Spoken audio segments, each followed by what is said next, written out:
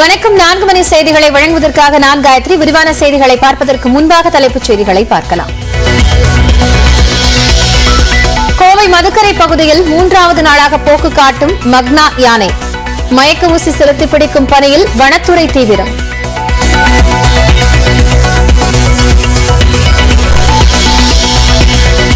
Madurai metro rail திட்டத்திற்கு 75 நாட்களில் விரிவான திட்ட அறிக்கை தயாரிக்கப்படும். மெட்ரோ ரயில் திட்ட இயக்குநர் அர்ஜுனன் தகவல்.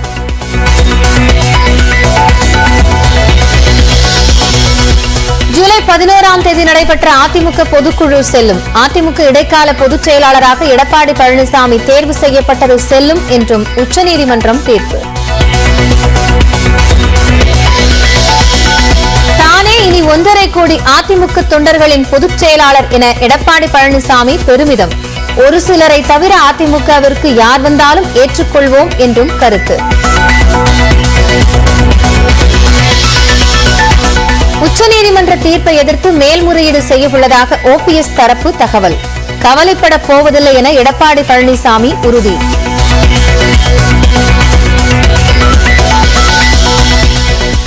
உச்சநீதிமன்ற தீர்ப்பை வரவேற்று சென்னை அதிமுக அலுவலகத்தில் கொண்டாட்டம்.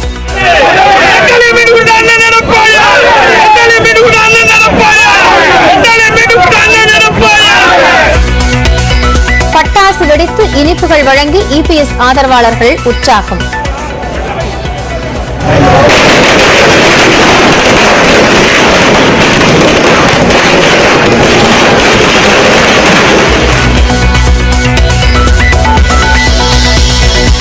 உச்சநீதிமன்ற தீர்ப்பை அடுத்து எடப்பாடி பழனிசாமிக்கு பாமக தலைவர் அன்புமணி ராமதாஸ் வாழ்த்து. இபிஎஸ்ஸின் வலுவான ஆளுமைக்கு சான்று என விசிக தலைவர் திருமாவளவனும் வாழ்த்து.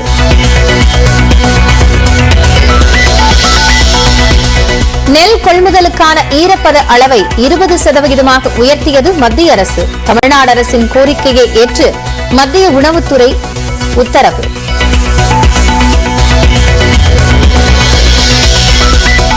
கடலூரில் நெல் கொள்முதல் மையத்தில் லஞ்சம் வாங்கிய ஊழியர் கைது. 25,000 ரூபாய் கையூட்டு பெற்றபோது சிக்கினார்.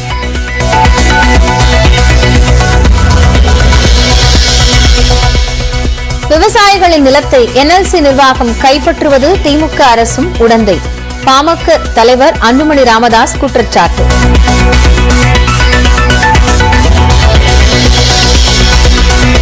நரபலி அச்சத்தால் தமிழ்நாட்டில் தஞ்சமடைந்த மத்திய பிரதேசத்தை சேர்ந்த பெண்ணுக்கு உரிய பாதுகாப்பு. சென்னை உயர்நீதிமன்றத்தில் காவல்துறை உறுதி.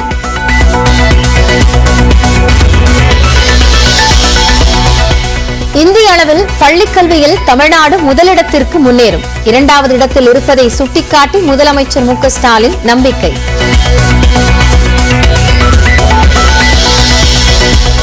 ஈரோட்டில் ஆளும் கட்சியும் எதிர்க்கட்சியும் போட்டி போட்டுக் கொண்டு வாக்காளர்களுக்கு பணம். தேமுதிக தலைவர் விஜயகாந்த் குற்றச்சாட்டு.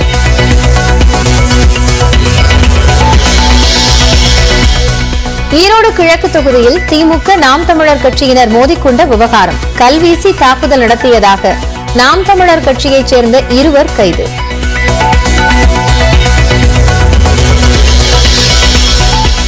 கிருஷ்ணகிரி அருகே டிராக்டர் மீது தனியார் பேருந்து மோதி 3 மாத குழந்தை உட்பட 5 பேர் உயிரிழப்பு. படுகாயமடைந்த 7 பேர் மருத்துவமனையில் அனுமதி.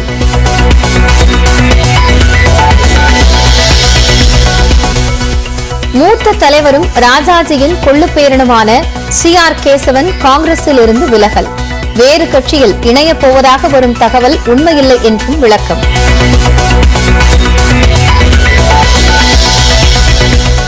பஞ்சாப் மாநிலத்தில் காலிஸ்தான் ஆதரவாளர்கள் போராட்டம் தீவிரம். அமைப்பின் தலைவர் அம்ரித் பால் மீதான முதல் தகவல் அறிக்கையை ரத்து செய்ய வலியுறுத்தி ஆர்ப்பாட்டம்.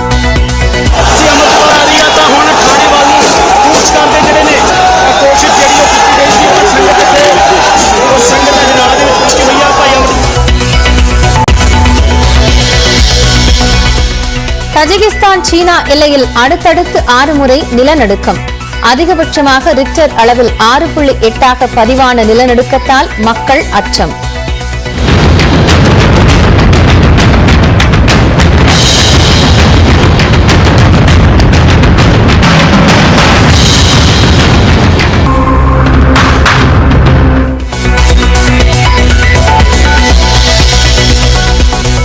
20 ஓவர் மகளிர் உலகக்கோப்பை இறுதிப் போட்டிக்கு முன்னேறுமா இந்தியா? முதலாவது அரையிறுதியில் ஆஸ்திரேலியாவை இன்று எதிர்கொள்கிறது.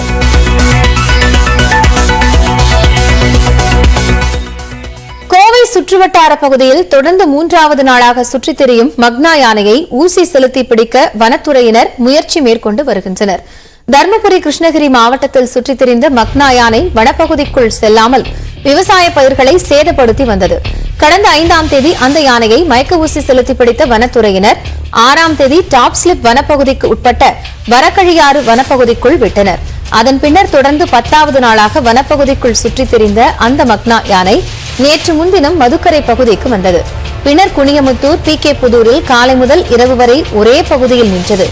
நேற்று இரவு இடையார்பாளையம் பகுதிக்கு சென்று வாழை, தென்னை மரங்களை சேதப்படுத்தியது. தற்போது இந்த யானை பேரூர் SMS கல்லூரி அருகே வந்துள்ள நிலையில் மயக்க ஊசி செலுத்தி பிடிக்க வனத்துறையினர் திட்டமிட்டுள்ளனர். போலுவம்பட்டி, கோவை மற்றும் மதுக்கரை வனத்துறையினர் 50க்கும் மேற்பட்டோர் 3 குழுக்களாக பிரிந்து இந்த பணிகளை மேற்கொண்டு வருகின்றனர். சின்னத்தம்பி என்ற கும்கி யானையும் வரவழைக்கப்பட்டுள்ளது. தேவைப்பட்டால் மேலும் 2 கும்கி யானைகள் வரவழைக்கப்படும் என்றும் வனத்துறையினர் தெரிவித்துள்ளனர்.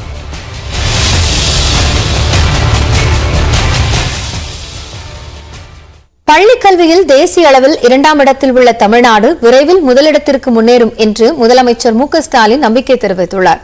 சென்னை தியாகராய நகரில் உள்ள தனியார் பள்ளியின் 100ஆண்டு விழாவில் கலந்து கொண்ட முதலமைச்சர் MK-ஸ்டாலின் 100ஆண்டு விழா மணிக்கூண்டை திறந்து வைத்தார். தொடர்ந்து 2021-22ஆம் ஆண்டில் முதலிடம் பெற்ற 12 மற்றும் 10ஆம் வகுப்பு மாணவிகளுக்கும் விளையாட்டில் சிறந்து விளங்கிய மாணவிகளுக்கும் பரிசுகளை வழங்கினார். அதன் பிறகு நிகழ்ச்சியில் பேசிய முதலமைச்சர், இன்றும் சிலர் பெண்களை படிக்க வெளியே அனுப்பக்கூடாது என முயற்சி செய்கின்றனர் என்றும், அதுபோன்ற பழமைவாத கருத்துக்களை மாணவிகள் கண்டுகொள்ளாமல் படிக்க வேண்டும் என்றும் கேட்டுக் கொண்டார். பெண்களுக்கு நிச்சயமாக கல்வி வேண்டும் என்றும், கல்விதான் யாராலும் திருட முடியாத சொத்து என்றும் அறிவுறுத்தினார். தொடர்ந்து பேசிய முதலமைச்சர், சேவை மனப்பான்மையுடன் கல்வி வழங்க கல்வி நிறுவனங்களும் முன்வர வேண்டும் என்று கேட்டுக் கொண்டார்.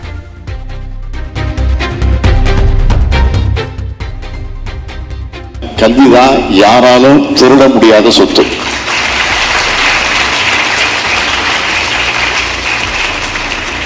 அந்த கல்வி சொத்தை நீங்க அடையக்கூடாதுன்னு திட்டம் போடுறவங்களோட எண்ணம் ஒருபோதும் நிறைவேறக்கூடாது, நிச்சயம் நிறைவேறாது.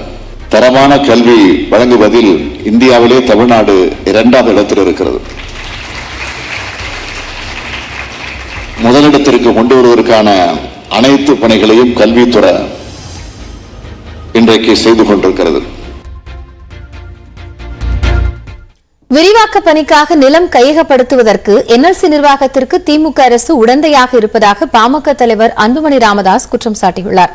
சென்னையில் செய்தியாளர்களிடம் பேசிய அவர், விவசாய நிலம் கையகப்படுத்துவதில் தமிழக அரசின் நிலை என்ன என்றும் வினவினார். விவசாய சார்ந்த பிரச்சனை தமிழக அரசு கொள்கை முடிவு சொல்லுங்க. ஒரு பக்கம் நீங்க தனியா நீங்க விவசாயத்துக்கு பட்ஜெட்டை போடுறீங்க, அடுத்த பக்கம் நீங்க அடுத்தது இந்த பக்கம் பாத்தீங்கன்னா விவசாய நிலத்தை கையகப்படுத்திட்டு இருக்கீங்க. அப்ப உங்களுடைய கொள்கைனா என்ன? அது 25,000 ஏக்கர் தேவையே இல்லை உங்களுக்கு. அதனால இதை நாங்கள் நிச்சயமாக கடுமையாக நாங்கள் எதிர்ப்போம், தொடர்ந்து எதிர்ப்போம்.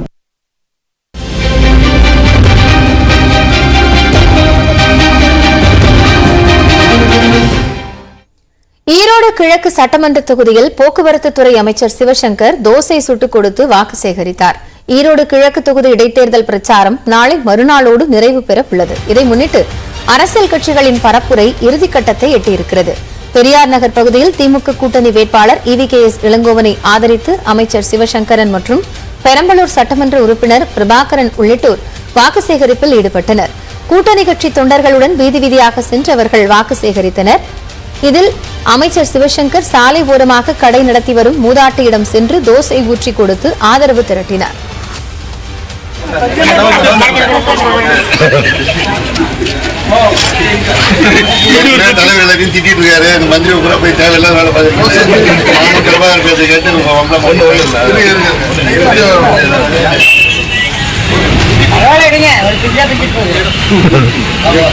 போட்டி அவர் வச்சுட்டு பின்னாடி நிக்கிறார்.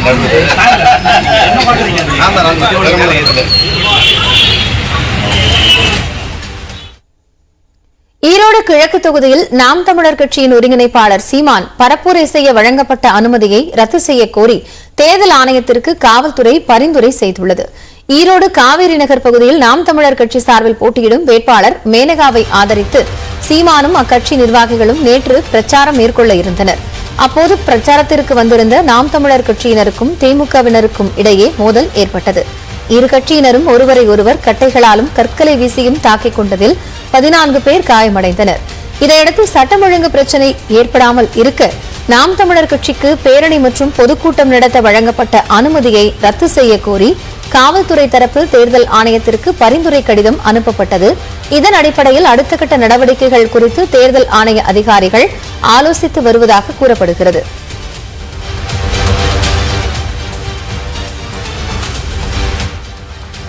ஈரோடு கிழக்கு தொகுதி இடைத்தேர்தலை நியாயமாக நடத்த கோரி நாம் தமிழர் கட்சி சார்பில் சென்னை உயர்நீதிமன்றத்தில் முறையீடு செய்யப்பட்டது.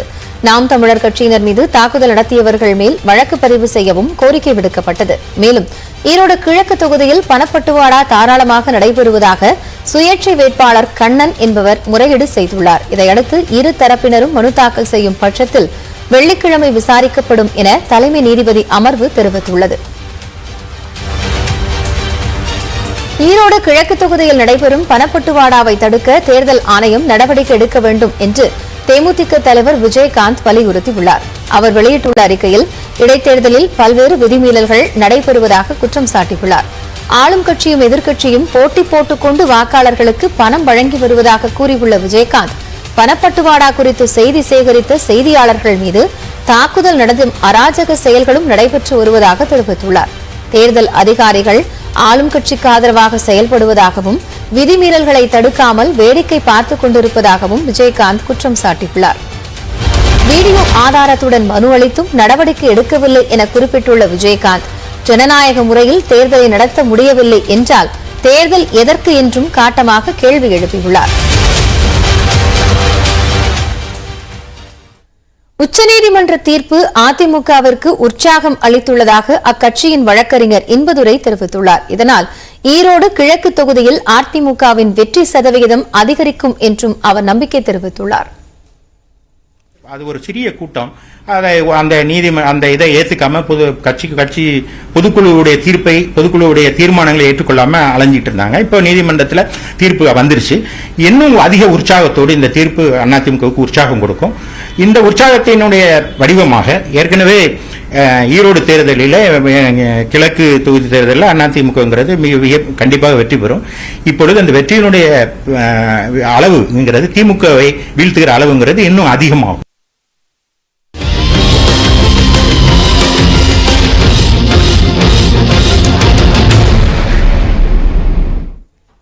அதிமுக இடைக்கால பொதுச் செயலாளராக எடப்பாடி பழனிசாமி தேர்வு செய்யப்பட்டது செல்லும் என்று சென்னை உயர்நீதிமன்றம் அளித்த தீர்ப்பை உச்சநீதிமன்றம் உறுதி செய்துள்ளது.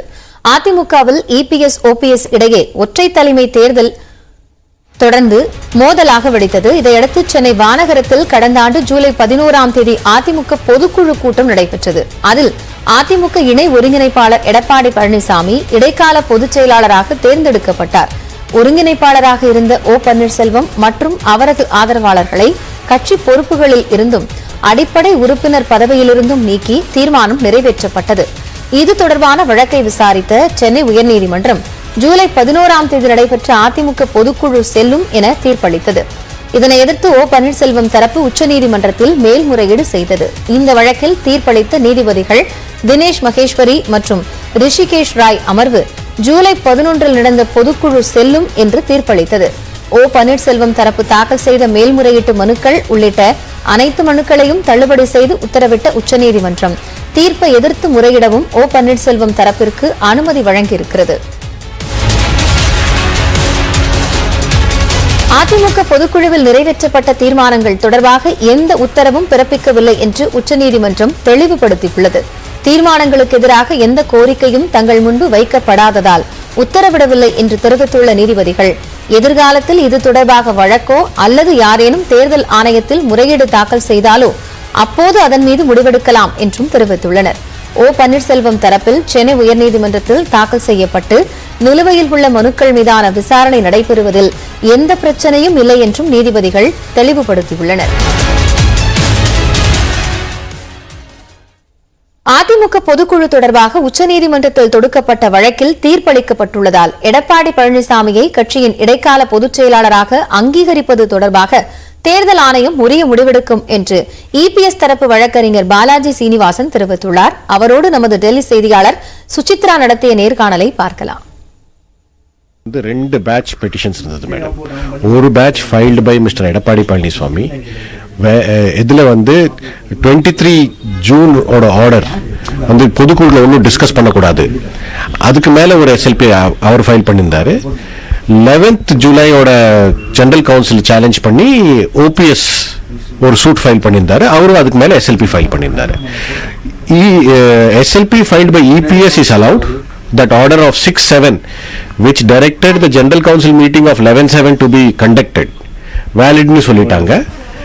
11/7 meeting nadakakudadu solla SLP dismiss pannitaanga. So 11/7 meeting validly conducted. 23rd June la enna discuss pannumo pannakudadu solla order stay pannitaanga. July நடைபெற்ற அந்த பொதுக்குழு அப்படின்றது செல்லுன்ற ஒரு தீர்ப்பாக பார்க்கப்படுகிறது. அது தவிர பொதுக்குழுடைய தீர்மானங்கள் தொடர்பான பல்வேறு வாதங்களும் ரெண்டு தரப்பிலையும் முன்வைக்கப்பட்டது. அந்த விவகாரத்துல உச்சநீதிமன்றம் என்ன உத்தரவுகளை பிறப்பித்திருக்கு? அதுல அவங்க சொன்னாங்க அதை பத்தி ஒரு டிசிஷன் கொடுக்கல நாங்க. ஏன்னா அது சேலஞ்ச் பண்ணல ஸ்பெசிபிக்கா.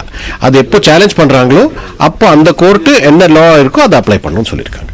சட்ட ரீதியிலான அடுத்த கட்ட நடவடிக்கைகள் என்பது உங்கள் தரப்புல இருந்து என்ன இருக்க போகுது? இந்த விவகாரம் தொடர்பாக தேர்தல் ஆணையத்திலும் ஒரு நிலுவை என்பது இந்த விவகாரத்தில் இருக்கு. பல்வேறு மனுக்கள் தாக்கல் செய்யப்பட்டிருக்கிறது. ஆவணங்கள் மிக முக்கியமா ஜூலை பொதுக்குழுவினுடைய ஆவணங்கள் சமர்ப்பிக்கப்பட்டு இந்த புது லீடர்ஷிப்பை அப்டேட் பண்ணுன்ற ஒரு கோரிக்கை முன்வைக்கப்பட்டிருக்கு. அந்த விவகாரத்தில் என்ன நடவடிக்கைகள் என்பது உங்கள் தரப்பு சார்பாக எடுக்கப்பட உள்ளது? அது எலெக்ஷன் கமிஷன் என்ன பண்ணுமோ they should do as per law. ஏன்னா அவங்களோட டிஃபென்ஸே இங்க ஒரு சுப்ரீம் கோர்ட்ல கேஸ் பெண்டிங் இருக்கு, அதனால தான் நாங்க டிசிஷன் எடுக்கலன்னு சொன்னாங்க. இப்போ சுப்ரீம் கோர்ட்ல கேஸ் இல்ல. So they should do what they have to do. AIADMK பொதுக்குழுவில் நிறைவேற்றப்பட்ட தீர்மானங்களை எதிர்த்து சிவில் நீதிமன்றத்தில் தொடுக்கப்பட்ட வழக்கில் தங்களுக்கு சாதகமாக தீர்ப்பு கிடைக்கும் என்று ஓபிஎஸ் தரப்பு வழக்கறிஞர் திருமாறன் நம்பிக்கை தெரிவித்துள்ளார்.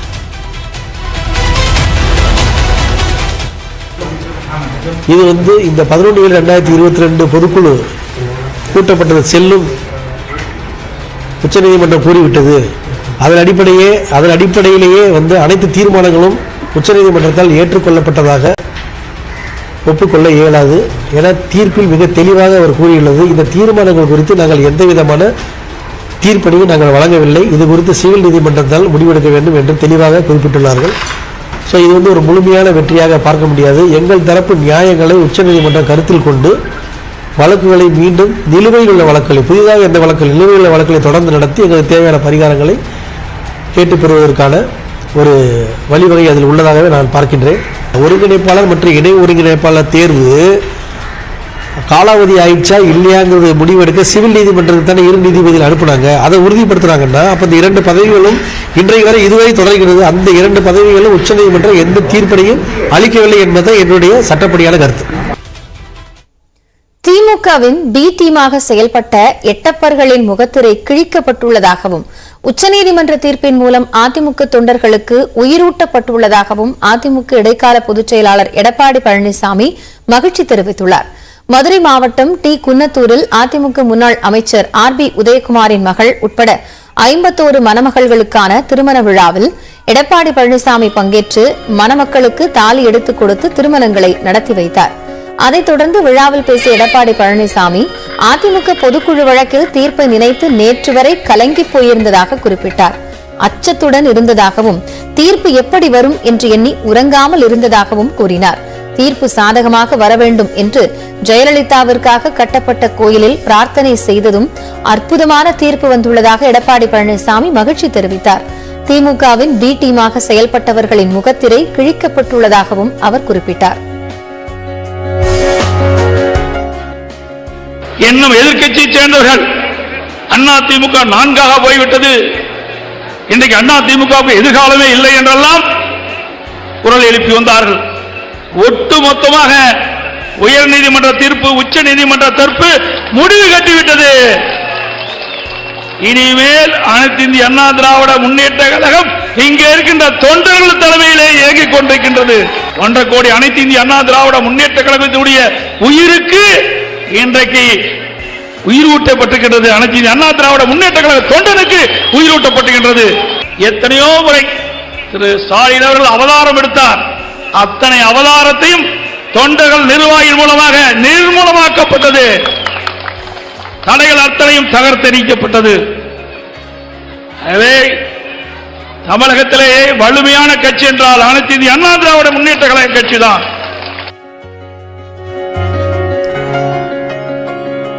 ஈரோடு கிழக்கு தொகுதி இடைத்தேர்தல் நியாயமான முறையில் நடைபெறவில்லை என்று கூறிய எடப்பாடி பழனிசாமி தேர்தல் ஆணையத்திற்கு புகார் அளிக்கப்பட்டும் உரிய நடவடிக்கை எடுக்கப்படவில்லை என்றும் குற்றம் சாட்டினார்.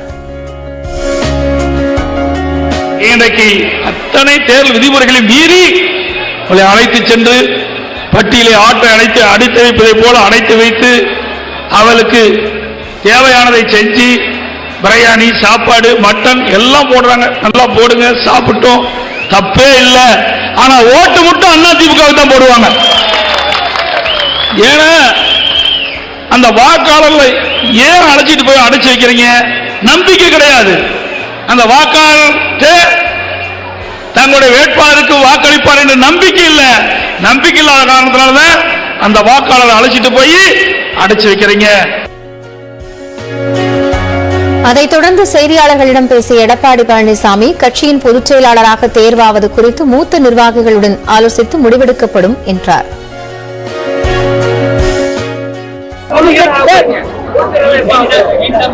கழகத்தினுடைய மூத்த நிர்வாகிகளை கலந்து பேசி சிவில் நீதிமன்றத்துக்கு போறாங்க. அதை பற்றி கவலை இல்லை. உச்ச நீதிமன்றம் தான் உயர்நீதிமன்றம் தீர்ப்பு கொடுக்கப்பட்டிருந்தது. அதை எடுத்துதான் உச்ச நீதிமன்றத்தில் மேல்முறை செஞ்சாங்க. உச்ச நீதிமன்றமும் தெளிவான தீர்ப்பு கொடுக்கப்படுவது. உறுப்பினர்கள் நிர்வாகிகள் அதாவது நாங்கள் ஏற்கனவே அழைப்பு விடுக்கப்பட்டுவிட்டோம். அனைத்து இந்திய அண்ணா திராவிட முன்னேற்ற கழக உழைத்தவர்கள், பாடுபட்டவர்கள் தாராளமாக வரலாம். ஒரு சிலவற்றை தவிர அதிமுக இடைக்கால பொதுச் செயலாளர் எடப்பாடி பழனிசாமிக்கு விசிக தலைவர் திருமாவளவன் வாழ்த்து தெரிவித்துள்ளார். இதுகுறித்து தனது டுவிட்டரில் பதிவிட்டுள்ள அவர், அடிப்படை தொண்டனாக அரசியல் வாழ்வை தொடங்கிய எடப்பாடி பழனிசாமி அதிமுகவின் பொதுச் செயலாளராக உறுதிப்படுத்தப்பட்டிருப்பது அவரது வலுவான ஆளுமைக்கு சான்றாக உள்ளதாக கூறியிருக்கிறார். இந்த வாய்ப்பு பாஜகவை சுமப்பதற்கு பயன்படுமே, ஆனால் அது யாவும் பாழே என்றும் திருமாவளவன் குறிப்பிட்டுள்ளார்.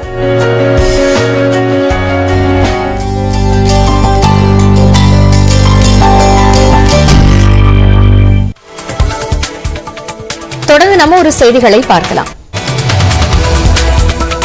தேனி மாவட்டம் ஆண்டிப்பட்டி அருகே தந்தையை தனது உறவினரின் உதவியுடன் கொலை செய்த மகனை கைது செய்துள்ள போலீசார் விசாரணை மேற்கொண்டு வருகின்றனர். பொம்மராஜபுரத்தைச் சேர்ந்த ஏலக்காய் விவசாயி இளங்கோவனின் மனைவி, மகன்கள் கடந்த 5 ஆண்டுகளுக்கு முன்பு பிரிந்து சென்றுள்ளனர். இந்நிலையில் இவர் வருமானத்தை யாருக்கும் கொடுக்காமல் மதுபோதைக்கு அடிமையானதாக தெரிகிறது. இதனால் ஆத்திரமடைந்த மகன் விக்ரமன் அத்தை மகன் உதவியோடு அவரை கொலை செய்துள்ளார். கன்னியாகுமரி மாவட்டத்தில் உள்ள அருவிக்கரை மணக்குன்று பத்ரகாளியம்மன் கோயிலில் சுமங்கலி பூஜை வெகு விமர்சையாக நடைபெற்றது. மாசி கொடை திருவிழாவை முன்னிட்டு திருமணமான பெண்கள் 300க்கும் மேற்பட்டோர் விளக்கேற்றி கும்பம் வைத்து மஞ்சள் தாலி அணிவித்து பூ பொட்டு வைத்து சிறப்பு பூஜை செய்தனர்.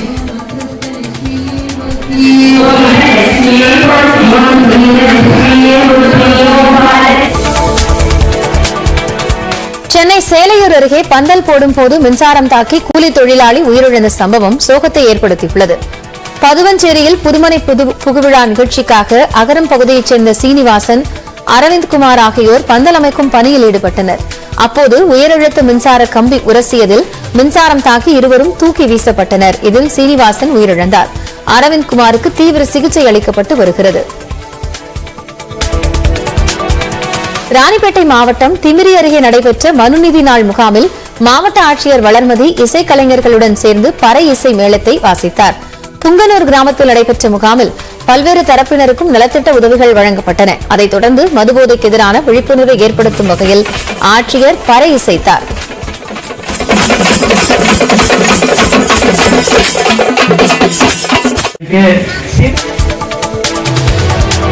நீலகிரி மாவட்டம் உதகை அருகே மந்தடா வனப்பகுதியில் 3 ஏக்கர் பரப்பளவில் செடி கொடிகள் தீப்பற்றி எரிந்தன.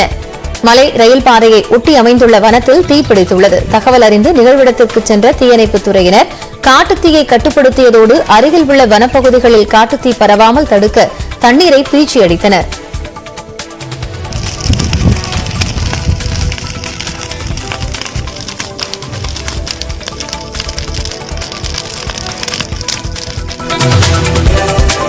கன்னியாகுமரி மாவட்டத்தில் உள்ள அருவிக்கரை மணக்குன்று பத்ரகாளியம்மன் கோயிலில் சுமங்கலி பூஜை விழா வெகு விமர்சையாக நடைபெற்றது.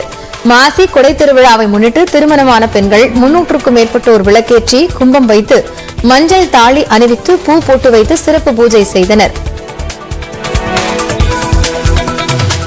அண்மைச் செய்திகளுக்கு இணைந்திருங்கள். இது நியூஸ் 18 தமிழ்நாடு.